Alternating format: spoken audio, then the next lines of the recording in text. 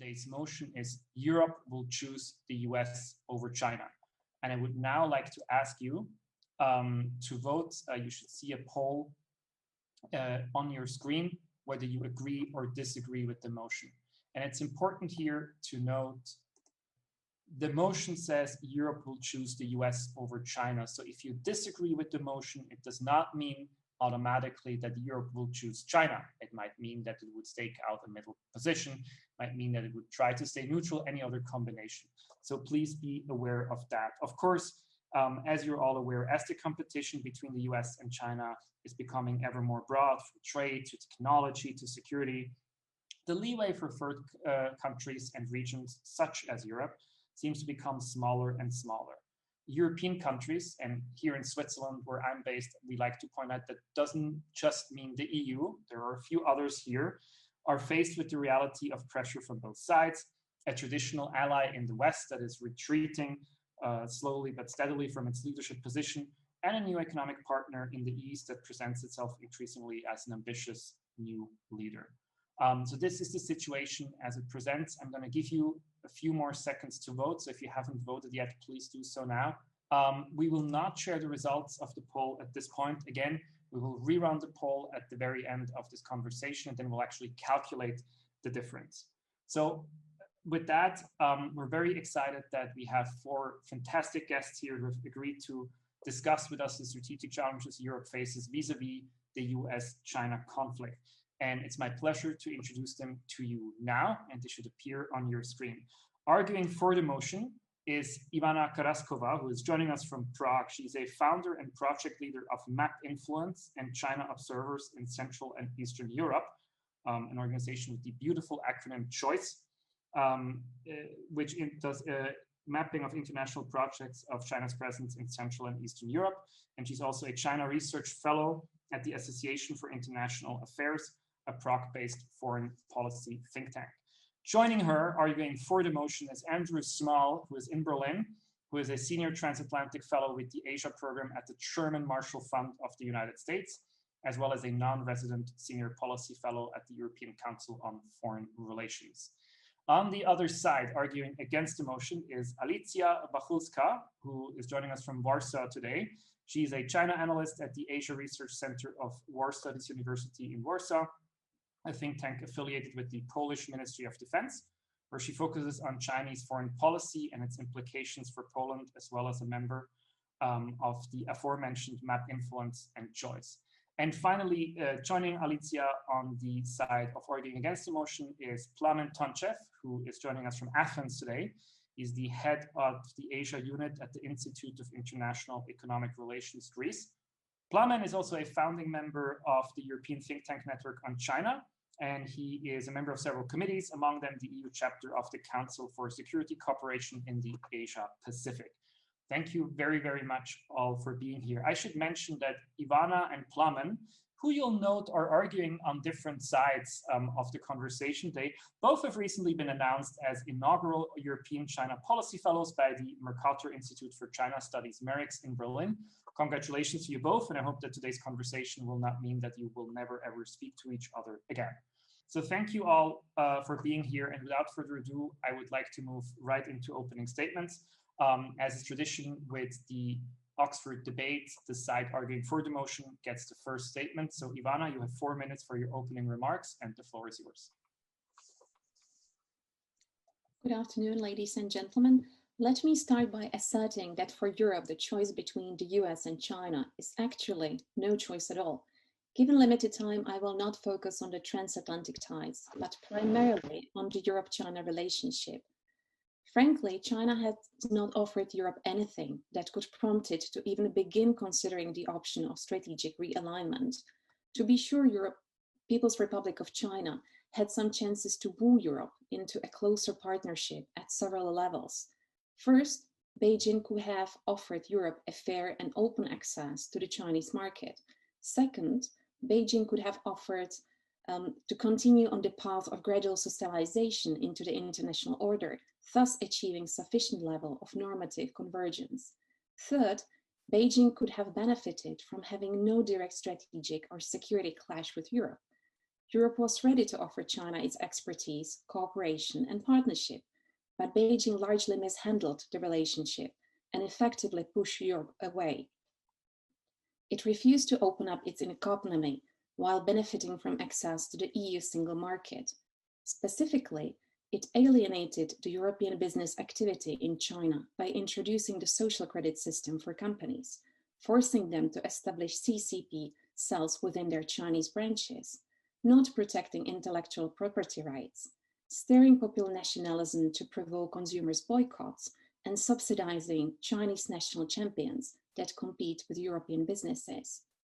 Since the ascent of Xi Jinping, China's domestic and international liberalization processes have stalled and, in many cases, overturned. The idea of normative convergence gave way to normative competition. China is increasingly viewed as a challenger to established international norms, from aggressive territorial claims in the South China Sea through dubious international loan standards to exporting pollution along the Belt and Road. Moreover, China has escalated threats towards EU member states and their representatives. Notable examples include Sweden in connection to the abduction of the Hong Kong bookseller Guen Minghai, and the Czech Republic over the visit of Senate President Vystrčil to Taiwan. Not least, China attempts to manipulate media narratives in Europe, conducts hybrid influence operations, tries to push its way into the academic discourse at European universities, and espionage. In new security domains such as cyberspace, Europe suddenly finds itself in a strategic clash with Chinese interests, as the case of the 5G networks and Huawei demonstrates. Due to all of this, China has been steadily losing its allies inside Europe. Big businesses, which wanted to make money off the Chinese market, became increasingly fed up with the rising restrictions and uneven playing field. Proponents of multilateralism and also some intellectuals disillusioned with the ways how democracies in the West work find it ever more difficult to advocate for closer ties with actors, which builds concentration camps for ethnic minorities in Xinjiang and has covered up, yet again, an outbreak of a new epidemic. For Europe, there is really no choice. While the US can be sometimes deeply annoying, especially in the context of the Trump presidency, it remains an essential ally to Europe due to its clear convergence of security, strategic, economic, and normative interests. With China, there is hardly a reason to seek such an alignment. Thank you very much, Ivana, for that opening statement, and thank you especially for doing it with a little bit of time to spare. That's what we like. Let's just move it straight over to the opening argument for the team opposing the motion, where Alicja Bachulska will deliver the opening statement, also with 4 minutes time. Alicja, please, the floor is yours. Thank you very much. I would like to start by stating that we believe that the internal logic of this statement is inherently misleading. First of all, it suggests that a clear-cut choice is necessary for the EU to maintain its global position, its competitiveness, its international appeal. Secondly, the statement is based on a worldview that does not take into account the agency and subjectivity of smaller states. It basically portrays the future of international cooperation as an outcome of a battle between the two and only superpowers, which obviously creates this dichotomous view where no other actors are actually allowed to influence the global balance of power. It also frames the EU as a passive actor whose political will and ambitions are reduced to this seemingly simple choice between two partners with contradictory global interests. At the same time, we do agree that Xi Jinping's China does pose a very serious threat to the rules-based international order, but we do not agree that the EU must pick sides between the PRC and the US. The US is not a unitary actor in a sense that its current foreign policy does not represent the multitude of domestic voices on both China and other international affairs. And while bipartisan consensus on China does seem to exist in the US, the views on how to counter this new challenge are very diverse. So from this perspective, we believe that the EU must create its own policy, its own global agenda, which in the end might actually have a lot in common with the US one, especially when it comes to shared concerns about China's increasingly aggressive international behavior, its trade policies, as well as human rights violations. Nevertheless, we believe that this debate should not be about picking sides and naming and shaming, but about designing and implementing specific policy tools aimed at securing the shared European market and its overall competitiveness. The same goes for the European security, and both in conventional terms and in terms of emerging hybrid threats. And for many countries in the EU, maintaining the US security umbrella is very important, especially here in Central and Eastern Europe. But striving for strategic autonomy does not mean rejecting the US-led security system. However, given the unpredictability of the current US administration, the EU should firstly and most importantly focus on its own biggest strengths to counter its weaknesses, not by picking sides, but by tackling head-on the most pressing issues that endanger its global position. And actually, many of these problems stem from China's behavior.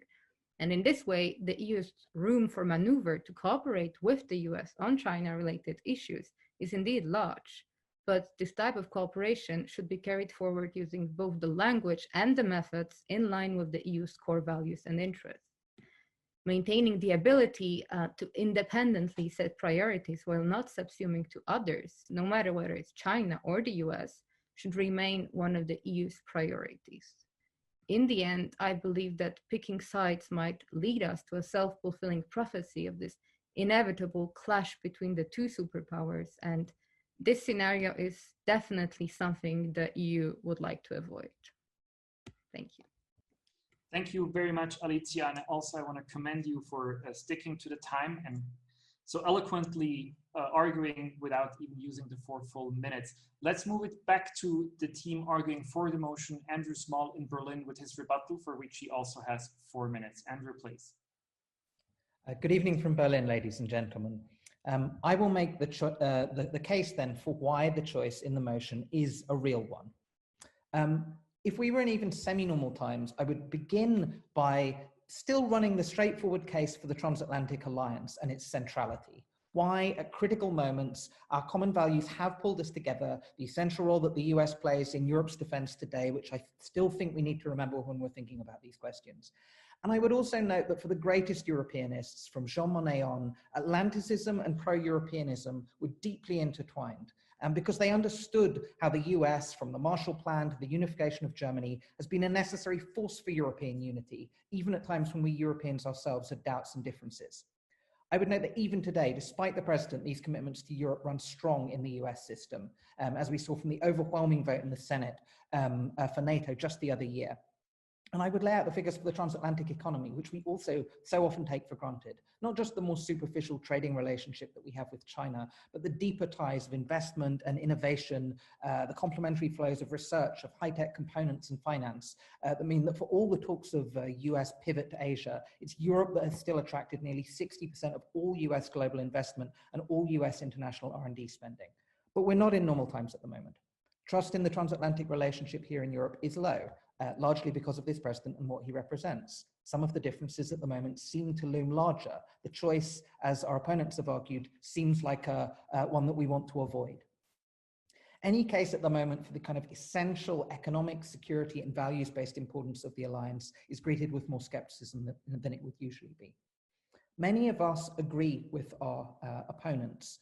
We share a view that we want a Europe that is more autonomous and capable, as indeed do many on the US side too, who've long wanted to see a Europe that's less dependent. I think the same thing that's true of Jean Monnet is true of many US Atlanticists, the best of whom also want to see a strong autonomous Europe as an asset in our common cause.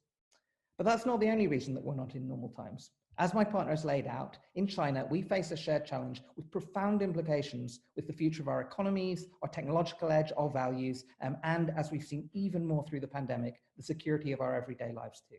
And to deal with that challenge, the case that our opponents have laid out, a more strategically autonomous Europe, a Europe charting its own path, is not enough if it's essentially Europe alone.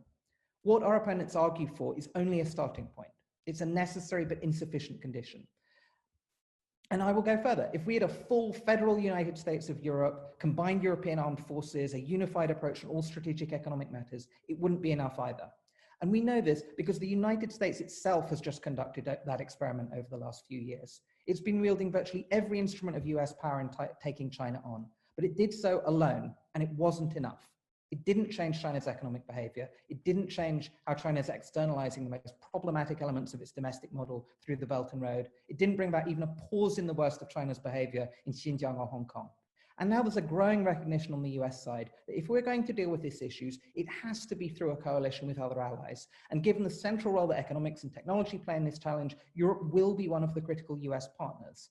Together, we, Europe, the United States, Japan, and some others, do still have the collective capacity to shape global rules consistent with our values, to exert pressure on China in critical areas from trade to human rights, to offer alternatives to Chinese financing, and to strengthen each other's economic security and technological capabilities.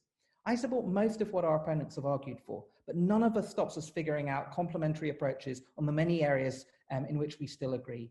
The coalitions and coalition partners are annoying.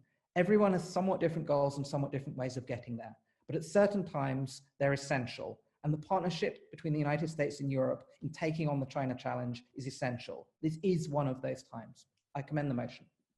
Thank you very, very much, Andrew. And for our final opening remarks, let's turn it over to Plamen Tonchev in Athens for his rebuttal arguing against the motion. Plamen, you have 4 minutes on the clock and the floor is yours. Thank you very much. First of all, I'd like to congratulate our opponents, dear colleagues and friends, for a comprehensive overview. In fact, what Ivana said about China as a threat was a very good overview, and I couldn't have said it better myself. And then I want to congratulate Andrew for his very British understatement when he says that the transatlantic trust is very low. In fact, I would say the transatlantic bond, I'm afraid, is falling apart. We have to admit that the relations between Europe and America are not what they used to be. I mean, I'm afraid that we're turning into frenemies, with President Trump calling the EU a foe, and then French President Macron speaking of a brain-dead NATO. I mean, something's wrong with the transatlantic relations right now. We have to admit that, as sad as it is. I mean, speaking about shared values, yes, but then you can also see a lot of divergences emerging. I'm afraid that the gap between Europe and America is opening. It's been opening even before Trump came to power. While we do share a lot of concerns relating to China, that's true, and we have to sit down and talk about how we should go about China. At the same time, we do have a lot of different views on a number of global issues, including China, of course. We have to admit that the EU and the United States, this particular United States with this particular administration, certainly differ on a number of global challenges that have to do with trade and investment. Europeans have a lot more nuanced stance on China, whereas the Americans tend to dismiss China, as somebody you shouldn't talk to. Let me tell you that a recent survey published by Rhodium Group and the Bertelsmann Foundation in Germany reveals the fact that not all the products produced in China are actually dangerous. And not all the Chinese investment in Europe should be seen as strategically important. So one will have to distinguish between what is serious and less serious. When it comes to the WHO and the pandemic, which is the biggest challenge right now, we certainly differ a lot. We are in two different camps. The EU actually supports the WHO as the world's doctor. It needs to be revamped, surely. But the United States dismisses the WHO altogether, and that's not the way to go. We do differ on a number of other issues, like the climate change. China actually supports the Paris Accord, whereas the United States has walked out, and we do not know how we could possibly address this challenge without the United States on board. And there are very many tricky issues like Iran or even Afghanistan, where we might need China's contribution to the peace process. So there are very many issues, but let me speak about this confrontation between China and the United States, the two emerging poles of the world order. I think that it's becoming a bit like the Thucydides trap. that Graham Allison has spoken about. We Europeans are a bit relaxed about it. We've been there, we've done that. We don't really care whether China and the United States want to be the two bosses of the world. In fact, the European view is that we don't need yet another bipolar world and yet another Cold War. What we need is stability, and this is where the EU can actually play a very constructive role as a third pole in the middle, trying to sort of temper the wild instincts of the two giants, America and China. And I think it's important to have an EU as a mediator, and I would say also as a referee, perhaps, in this very worrying standoff. I'll stop here. Thanks very much. Thank you very much, Plamen, and thank you everybody for your fantastic opening statements. I think we are already seeing the breadth of the challenge and the different arguments. It's now time for some discussion and Q&A, for which I invite all the panelists to turn back on their cameras and audio so we can ask you questions. Please, if you're joining us on this call and if you have a question, submit it using the Q&A function that's located on the bottom of your screen. You can, again, also upvote other people's questions so we get a little bit of a feeling of what you would like us to address. I will start us off with trying to challenge some of the points that our panelists have made. And Ivana, I would like to start with you because you said, and your argument really centered on this idea that China has not offered Europe anything. And you made a very convincing list of things where Europe, as it were, maybe has been a bit disappointed and where the hopes towards China, both in terms of political liberalization as well as market access, as well as China's role in international relations and global governance, have been in a way disappointed. But, and I think this is maybe something that your opponents would like to point out, many Europeans now feel eerily similar about the US. So while it's certainly true, as Andrew has pointed out, that there is a history of the transatlantic relationship, at least in the last few years, one could ask you the question, well, what exactly is the US offering? What's the case for the US versus China? Aren't they just both big superpowers that the EU cannot necessarily put trust into? That's a very fair point, but I think it's one which is trying to mislead the whole discussion to another completely other avenue.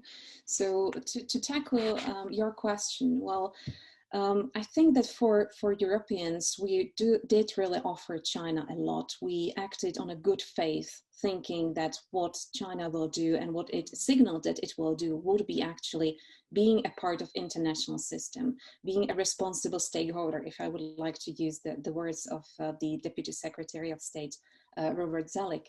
And we acted on that. We led China into international organizations. We negotiated about what it is that would make their life easier, about market economy status, and so on. So I think that Europeans really offered a lot, and they were all the time ushered to the seat and saying that, yes, China will somehow develop, China will do this and that.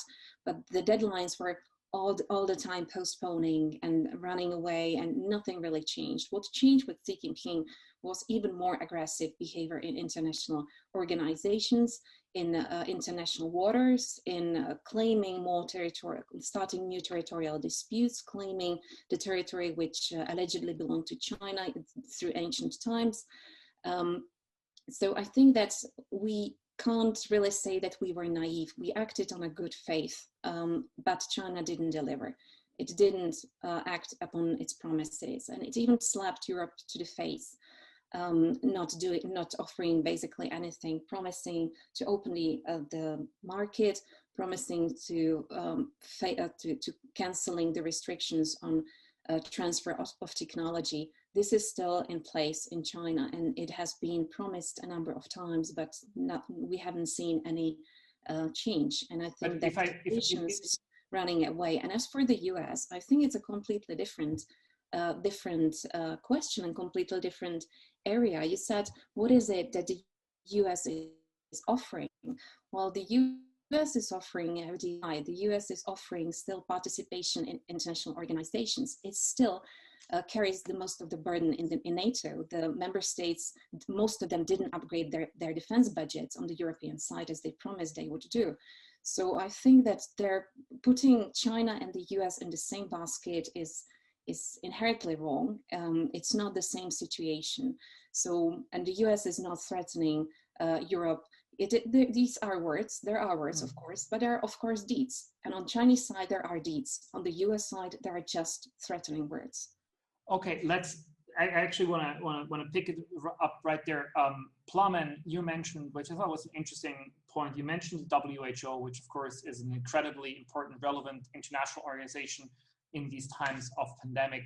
And you said, and you were right, of course, that the EU supports the WHO, but the US does not and has in effect said so publicly. And again, that is true, but then on the Chinese side, is it really much different? Of course, China has not pulled out of the WHO or threatened to do so, but it's also not exactly been, in the judgment of many, supportive. So are we not, as Ivana has argued, in this place where at the very least, both these sides, when it comes to global organizations, aren't really playing along? Should we, as Europeans, trust that China would support an organization like the WHO, which you seem to suggest? Thank you, Nico. That's an excellent point. In fact, what I'm saying is that we cannot trust China on the WHO because the way it is right now, the WHO is actually China-driven, China-led. And we're not happy with that, which is why I said the WHO needs to be fundamentally revamped. And there are initiatives, taken by European governments, how we could have a better, more efficient and more independent WHO. Let me remind you of the fact that, when was it, last April, was it?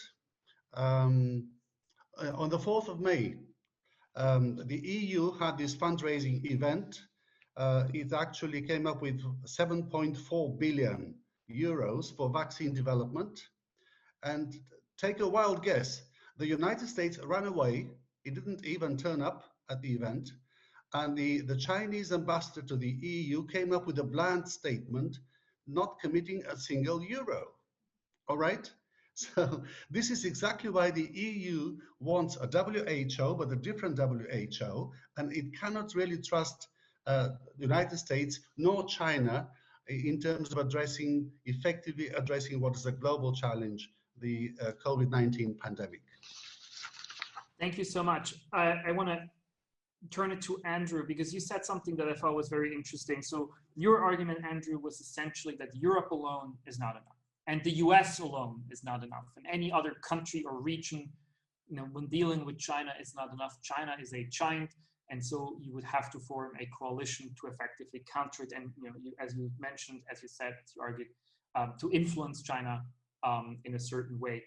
And it seems to me that this is precisely the calculation that maybe the quote-unquote West has made in the last 20 or so years, that we believed erroneously that if we were united, we could influence China. And it wouldn't we just have to accept that whatever coalition we form, whatever basis we have, influencing China might just not be possible?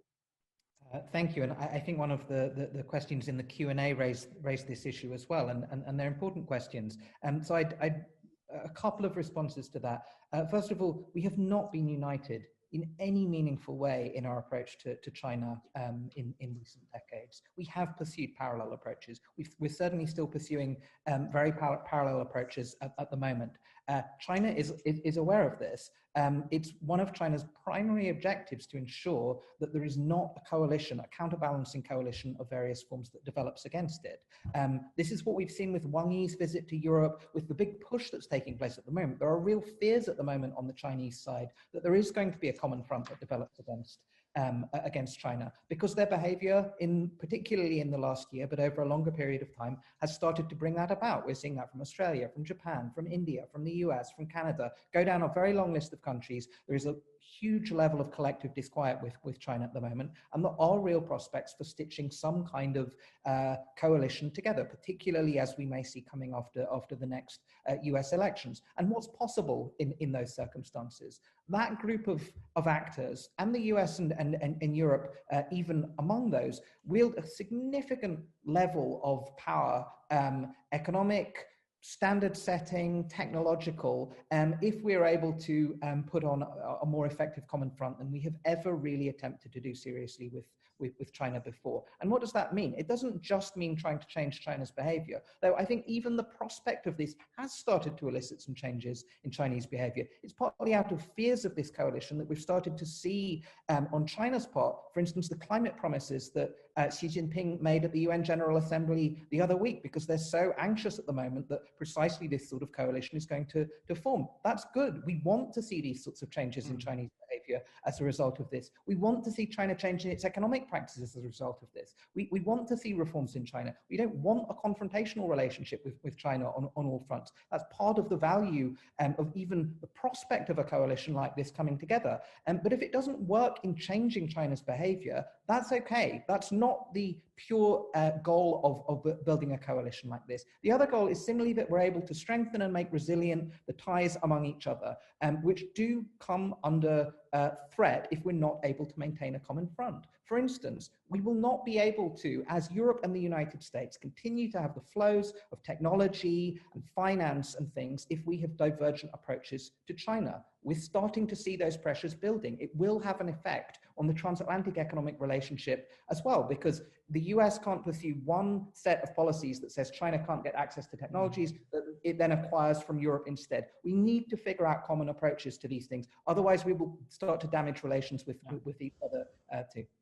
There's a very popular question from the Q&A that a lot of people have upvoted, and I would actually like to put it to you first, Alicja, and then see whether the other panelists want to offer diverging opinions. So the question is how you actually understand the word choose in the context of the motion, will Europe choose the US over China?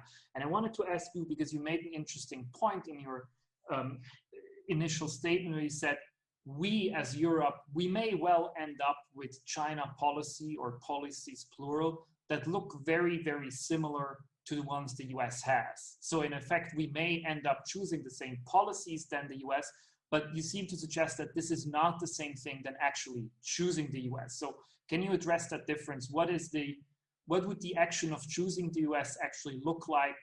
And what makes you oppose it if we will end up with the same policy anyway?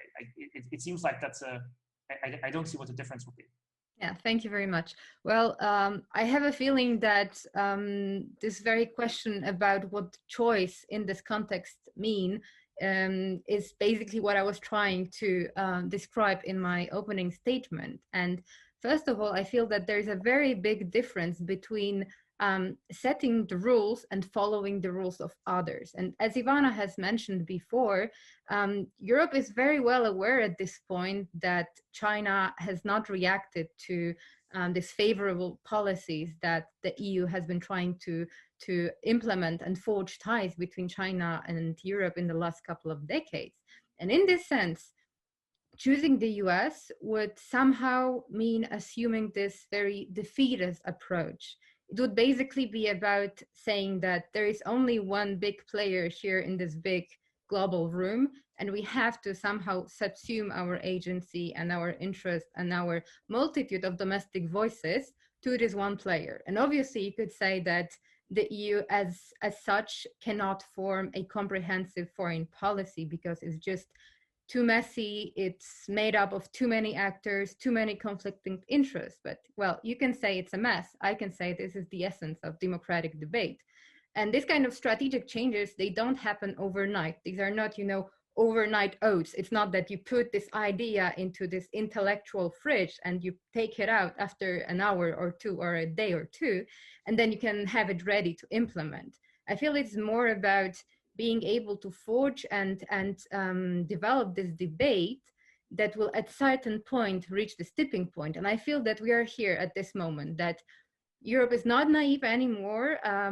All the actors are somehow reaching this realization that China is more of a of a rival than the partner.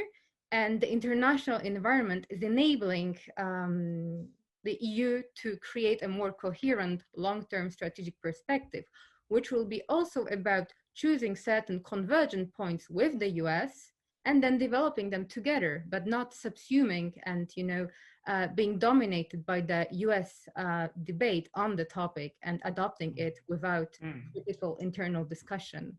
So I want to thank you very much, Alicja. I want to put this to Ivana and Andrew on the other side. So you guys argue that we need to form a coalition with the US. We need to speak, with one voice. We need to develop a joint position. And Alicja, and this is an interesting argument, I think, argues that this would essentially mean giving up to a certain extent, our debate and the way of developing the argument and really the essence in a way of democracy. So is joining a coalition with the US against China worth giving up our own foreign policy independence to a certain extent? Or is it a false choice? I think I may start and then leave it to Andrew to elaborate. I think it is essentially a false choice because we are, forgetting the third partner in this debate, and that's China. It's not only about EU-US relationship, or it's not primarily about EU-US relationship. It's primarily about what China is doing. And if you put it in a way that we are choosing between China, which is not offering anything, and the US, which is actually offering anything, then I think that the whole equation is really, really wrong. China doesn't give us chance. It doesn't offer anything. So why should the Europe partner with China? I also do not agree with the understanding of subsuming our policies, European policies, to US interests. We are parts of NATO, for example. Do you feel that Europe somehow subsumed its interests because we partnered with the US on security front? I might leave it to Andrew, but I really think that this dichotomy is inherently wrong. All right, Andrew, let's hear from you. Would we need, as Europe, as European countries, would we need to give up part of our independence to join this coalition with the US that you've advocated for? And if so, is it worth it? I think we would agree with 70% of what Alicja was saying in her argument. We don't think that the argument should be that Europe should subsume its foreign policy to the United States or just follow an approach to China that is deferential entirely to US preferences. Absolutely not. We think that the priority should be to put in the hard work to come up with a common front, as we've done on many other issues in the past before. The most effective policy, the most effective US policy as well, is going to be one that takes its allies' interests into account. I think there is increasing recognition on the US side that that is going to be essential for them to be able to run a more successful China policy than they have over the last few years, and that Europe is going to be central to that. And we need to take advantage of that. We need to be in a position to help set the agenda. We should be in a position to shape US policy in these areas as well in a way that's more conducive to our interests. But to do that does mean making a choice. It means not separating ourselves from this. It means taking the step, making the decisions that say that this is going to be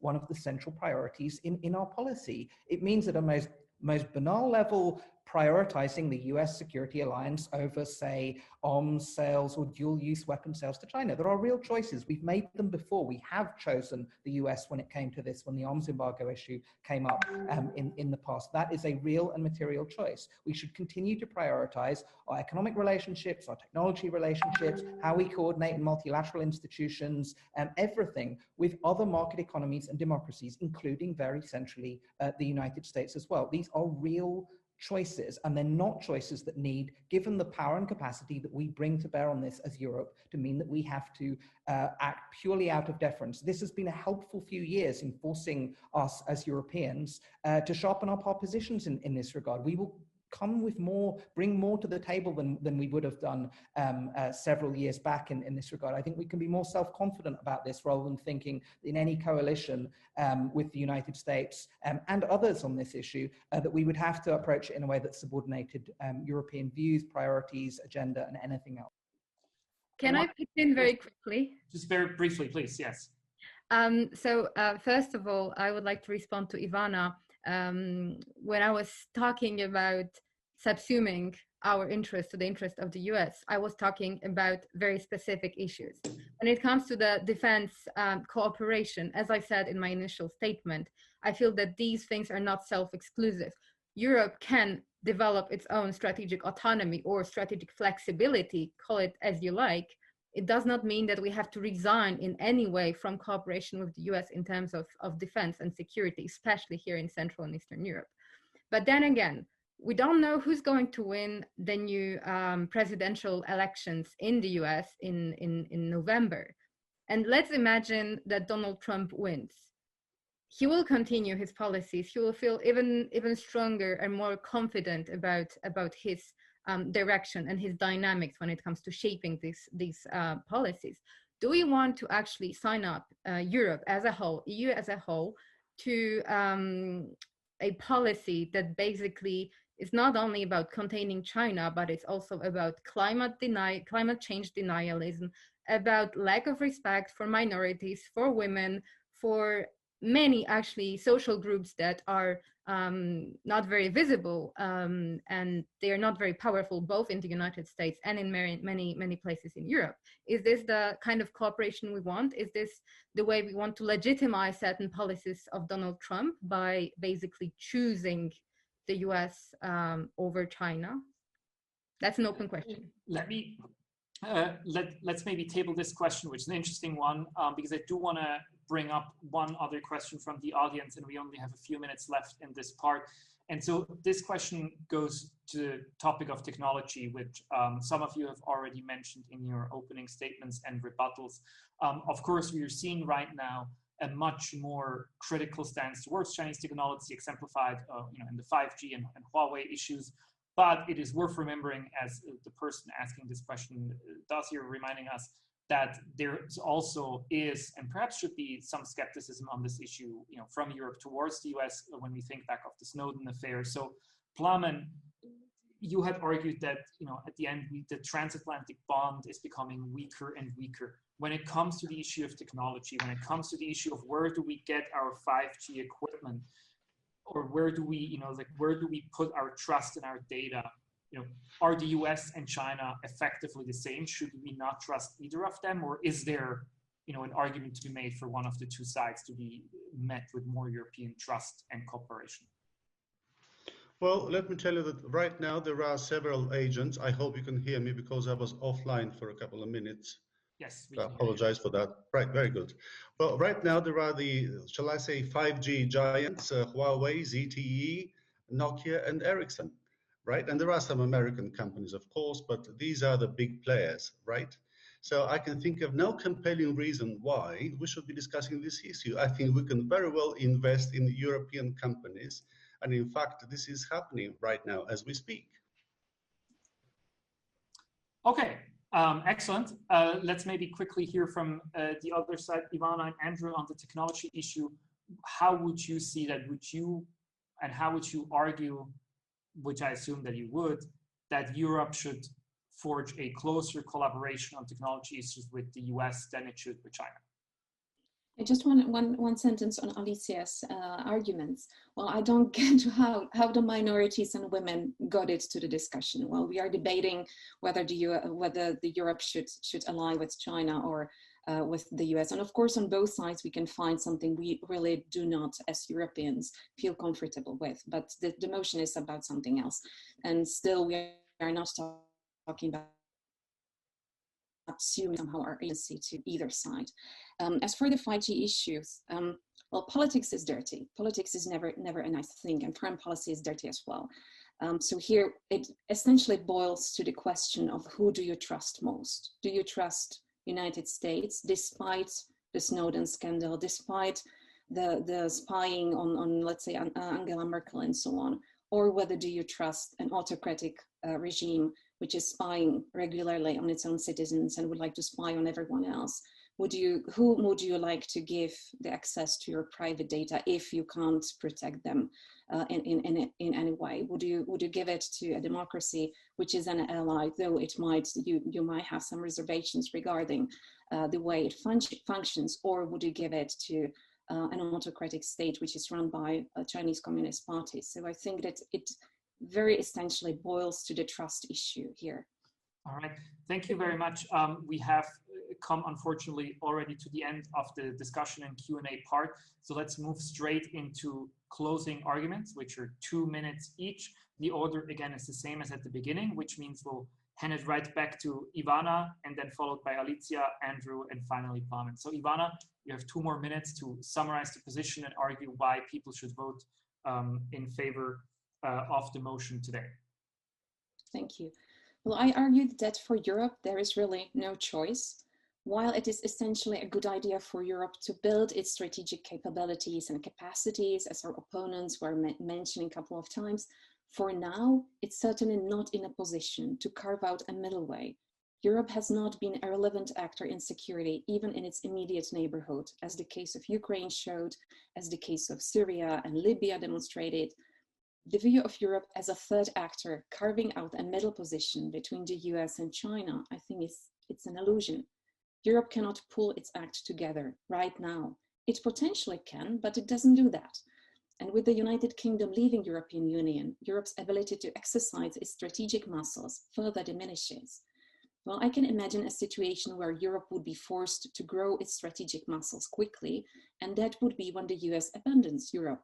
But it's a hypothetical scenario right now. It's unlikely to happen. The United States didn't do it even during the Trump presidency. To be sure, it scored Europe, it threatened Europe on tax imports, but whoever wins in the upcoming presidential elections know that Europe has to be a part of the US policy on China. We all want to see strong autonomous Europe, but it will not be enough to deal with the China challenge. We need combined forces of Europe and US if we want to achieve at least something.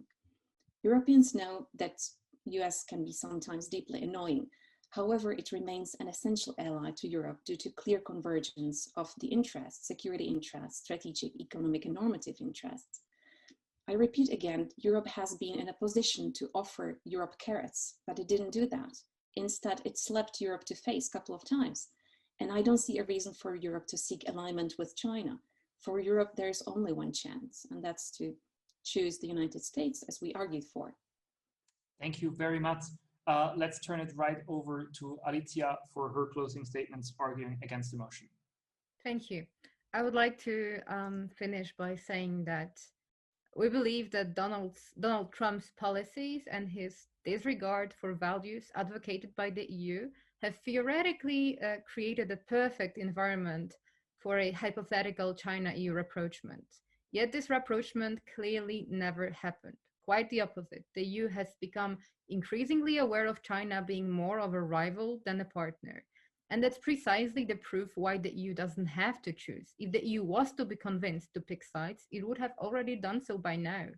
The EU has its own identity and knows its comparative advantage, although it might not yet be able to use them to its best. We believe that the US under Donald Trump's rule has not made this task any easier. The EU is also aware of its economic leverage over China, and it might actually end up using it. However, the precise form of this kind of response will have to crystallize in the years to come. And the diversification of economic partners, localization of supply chains, more focus on cooperation with the Indo-Pacific partners are just a few options of how to go forward. And last but not least, I would like to quote the words of the French Minister of State for European Affairs, Clément Beaune, who recently said that Europeans know that they must once again speak the language of power, but without losing sight of the grammar of cooperation. And that's precisely what we mean by strategic flexibility. Thank you. Thank you very much. Andrew, the floor is yours for your closing statement arguing in favor of the motion. Thanks very much. So I think it was a Danish finance minister who said there are two kinds of European nations. There are small nations and there are countries that have not yet realized they are small nations. We have to realize and recognize that in what can be achieved with our China policy too. The US has started to recognize this. It's time for us to do that. We're facing profound global power shifts. We have to be ambitious as Europe, as our opponents have argued, and as we fully share, but we also have to be realistic. We have to make some choices on who we're going to work with and some really material choices that will be consequential for European strategy and for the shape of our future partnerships look like. And we're going to face these choices even more acutely very soon. We're a month away from an election now in which we are, at present, fairly likely to see a president elected who will be looking to place allies at the center of US-China strategy. And not just US-China strategy, US grand strategy. This isn't just about us choosing the United States or about deferring to the US agenda. It's about the United States choosing us too. And it's about doing the hard work of coming up with an agenda that is a genuinely shared one between the United States, Europe, and other democracies. So we will argue, and we argue, that for the sake not just of the continued vitality of our most important security and economic relationship, which will be hit if we can't find common cause on China, it will be damaged. But also, in order to deal with our most important shared long-term challenge, we should be ready to make the choice that this motion presents.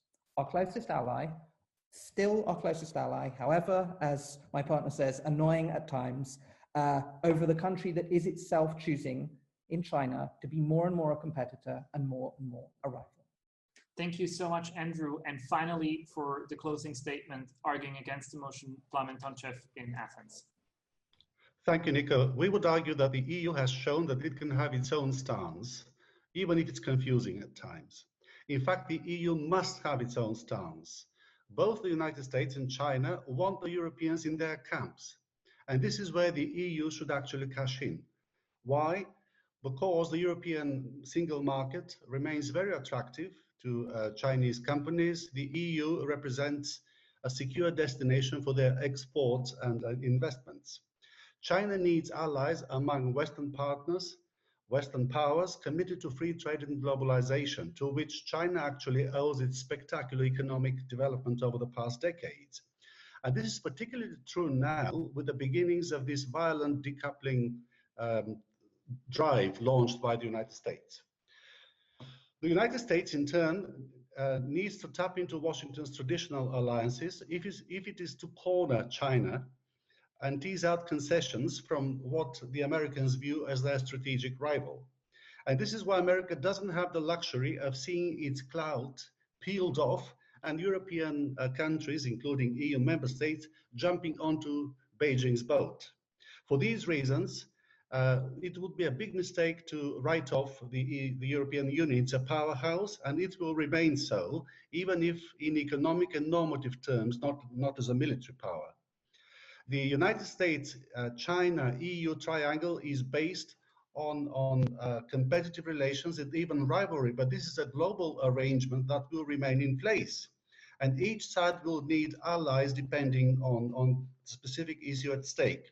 A final point, since I'm based in Greece, let me allow me to finish with a metaphor from the Greek mythology.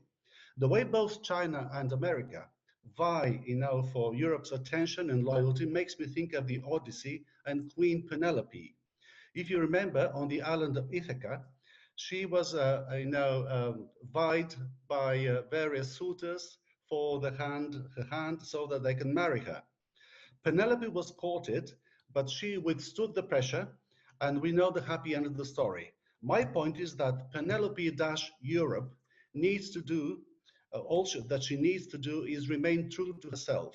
She needs to be herself and not what others want her to be. Thanks very much. Thank you very much for this beautiful analogy at the very end, Plamen Tonchev. And with that, our Oxford debate on whether Europe should choose or will choose the US over China is coming to an end. All that is left to do is to vote and determine the winning team. I will now launch the poll again. And you should see it on your screen. You can again answer the exact same question. Europe will choose the US over China. Do you agree or disagree with this motion? And then the difference between the first and the second vote will determine the winner. All right, so here we see that there has been a change. While the statement agreeing with the motion, yes, has gone from 62% to 46%.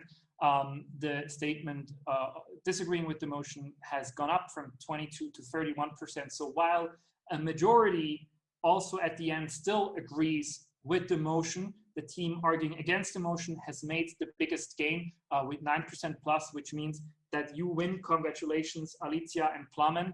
Also, of course, congratulations, Andrew and Ivana. majority still agrees with you. Also very interesting, I don't think this has happened before. We've actually had an increase in people who say, I don't know. So today's debate has also contributed to people not just changing their minds, but even not being sure, which I think, in such a complex and multi-layered conversation is probably a good thing. Again, thank you so much to all our contestants today for your great debate and great arguments. This is, of course, a conversation that will continue and that we will continue to have in different ways. Thank you, everybody at home watching, for your participation, for all the great questions. I'm sorry we did not get to answer all of them, but there will be future opportunities, and for your votes. It was a great pleasure hosting you all. If you are leaving this call afterwards and are so inclined, there should be a feedback form popping up in your browser. You can give us some feedback. We would appreciate it. We're always trying to improve. And so with that, all that's left to say is, again, thank you very much for having joined us today. And I hope you will join us soon for our next Oxford debate or any other online event.